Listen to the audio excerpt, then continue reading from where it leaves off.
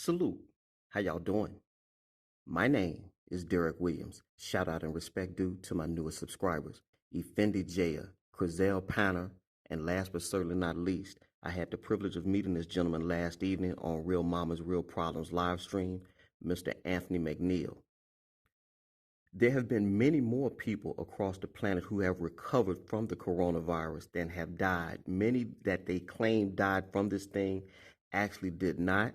In fact, you had two cases most recently where a gentleman died on a motorcycle and they said it was coronavirus.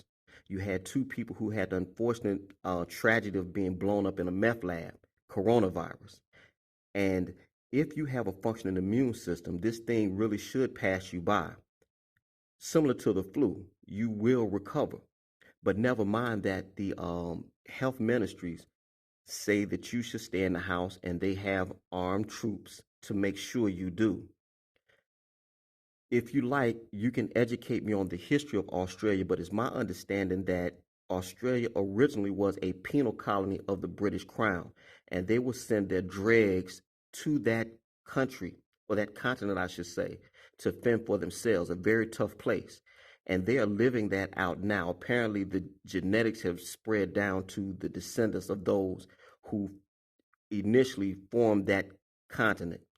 The title of this presentation would be called To Serve and Protect. And I'm just one man in the comment section on YouTube. When you hear this policeman talk, it's nightmarish, but this is going on as we speak in Australia. Shout out to my man, Greg Manley. I understand he's over there, and I just can't imagine how it is over there. But if it happens there, we do have things called a ripple effect. Don't be surprised if it comes to a home near you or a town near you or your house. Something to think about. All y'all take care. Greenville, Mississippi till I die. I just want to recap really briefly on what we're already doing because we have a significant commitment. We have Operation Sentinel, which is every day 500 police officers out and about, tasking, checking populous places, knocking on doors, a whole range of things. We have Operation Sentinel 2, which is the vehicle checkpoints, 8 vehicle checkpoints right around the restricted area, those permanent ones where we're checking the access and egress right throughout the state.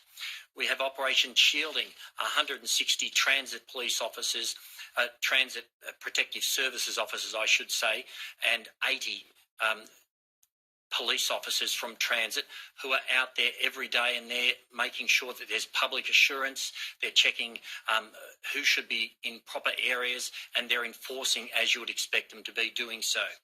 And from our perspective, though, the people, the vast majority who are doing the right thing, need to understand for those who aren't, there is a consequence.